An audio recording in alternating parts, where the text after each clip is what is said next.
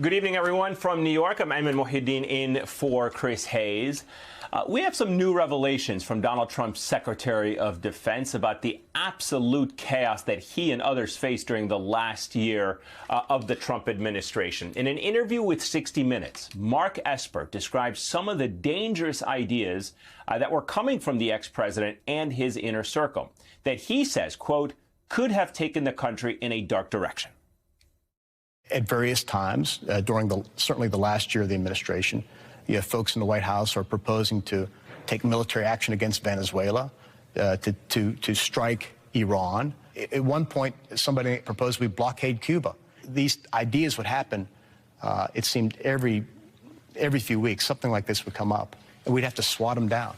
And Donald Trump even proposed ordering the United States military to actually shoot Americans.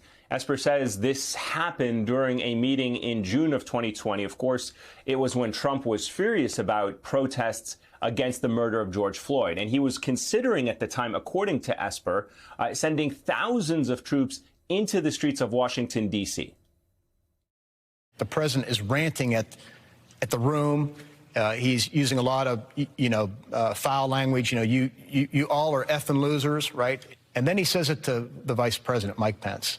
He's using the same language, and he's looking at Pence.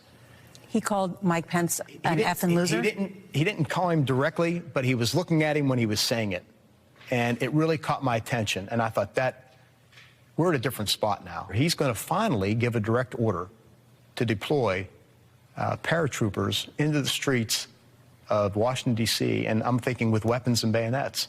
And this would be horrible. What specifically was he suggesting that the U.S. military should do to these protesters? He says, can't you just shoot them? Just shoot them in the legs or something. And he's suggesting that that's what we should do, that we should bring in the troops and shoot the protesters. An absolutely scary thought. And to counter that, Esper says that he and the chairman of the Joint Chiefs of Staff, General Mark Milley, actually came up with a system to deal with these types of crazy ideas and to prevent catastrophic events from happening in the waning months of the Trump administration. Mark Milley and I discuss it, what we call the 4 no's. The 4 things we had to prevent from happening between then and the election. And one was no strategic retreats, no unnecessary wars, no politicization of the military, and no misuse of the military. And so as we went through the next 5 to 6 months, that became the metric by which we would measure things. All right, so we know how this ends, right? Trump fires Esper just days after the 2020 election. So he was no longer in office during the ex-president's insurrection on January the 6th. But Esper pointed to the events of that day when he was asked whether Donald Trump was an actual threat to our democracy. Do you think Donald Trump was a threat to democracy?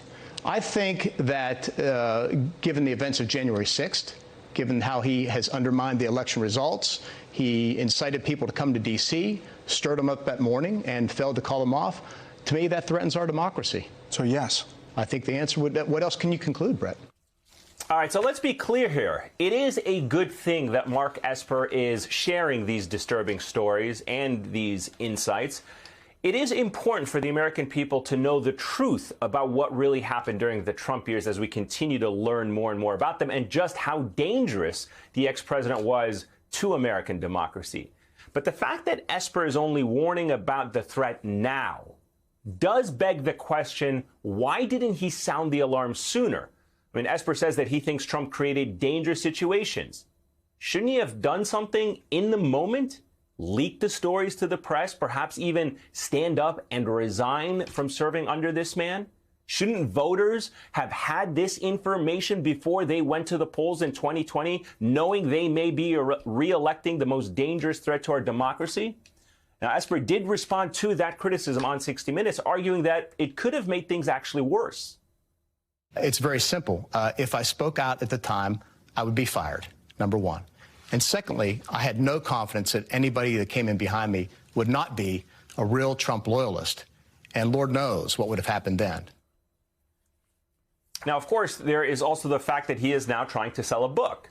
And while Mark Esper says that he was working to prevent Trump from doing reckless, destructive things, we know that there were a number of people in Trump's inner circle who were doing the exact opposite. In fact, a new piece from the Washington Post details how Chief of Staff Mark Meadows orchestrated a, quote, final push to keep Trump in power. And as we know, Meadows was instrumental in promoting the big lie in the weeks leading up to the insurrection on January the 6th. For example, Meadows granted those peddling theories about a stolen election direct access to the Oval Office and personally connected some with the president. And in a new interview, former press secretary Stephanie Grisham elaborated. She said, in part, quote, he was allowing people to come into the White House who had this false information. He was participating in these meetings that were causing the president to really believe in voter fraud. Grisham said that she never heard Meadows tell Trump he was wrong about anything. And although she and other former White House officials noted that they didn't know what he told the president in private. Now, the Post also reveals new details about how, quote, on New Year's Eve, Meadows became more directly involved in the effort to persuade Vice President Mike Pence to cooperate with Trump's last-ditch plan to stay in power. Of course, Pence's chief of staff, Mark Short, says they had already rejected that plan, which called for Pence to refuse to certify the Electoral College votes on January the 6th. I have no doubt, quote, I have no doubt that Mark was aware that our office position was that the vice president did not have extraordinary powers and that instead we interpreted the constitutional role of the vice president as pretty straightforward. But Meadows still, even despite this, he still forwarded a memo outlining that plan from Trump campaign lawyer Jenna Ellis, and according to Short, asked that the memo be shared with the vice president. And of course, as we know from the text that Mark Meadows shared with the January 6th committee, he loved that plan.